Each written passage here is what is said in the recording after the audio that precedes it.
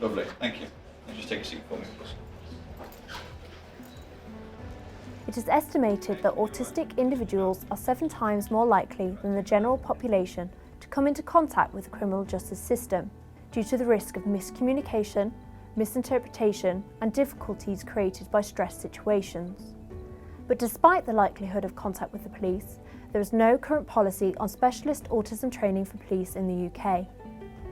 I am Chloe Holloway. I work at the University of Nottingham's School of Psychology. Funded by the ESRC, I've carried out one of the first in-depth studies into autistic individuals' experiences in police custody.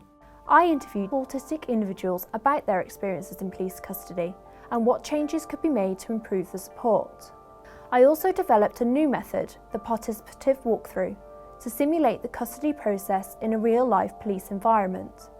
This method could also be used in other settings and with other groups of individuals. The findings revealed that autistic individuals in police custody had very negative experiences.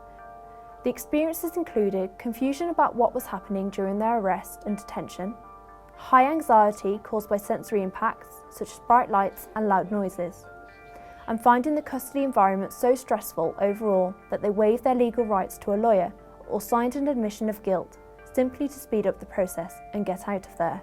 It can be very stressful for anybody to pass through police custody, but particularly so for autistic individuals and other people with hidden disabilities. Nottinghamshire Police are building a new 50-cell custody suite to replace our existing Bridewell.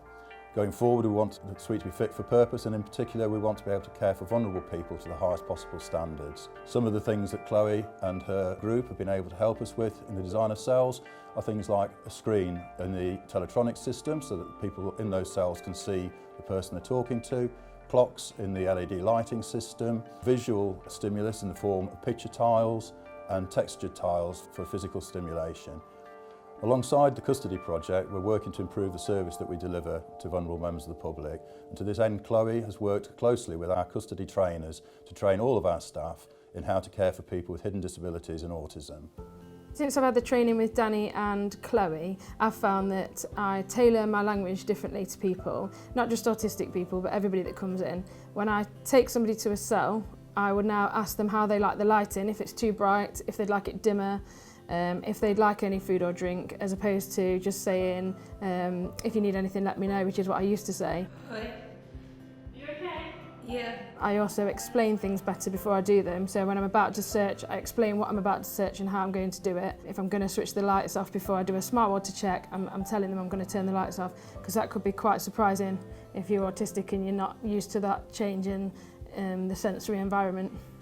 I have also been working with the Nottinghamshire Autism Police Partnership, consisting of autistic individuals, academics and police officers, to co-produce an improved autism training toolkit and video for detention officers and custody sergeants. The training package will be rolled out to other police forces outside Nottinghamshire that I'm working with to help them improve custody support, which will support not just autistic individuals but all detainees.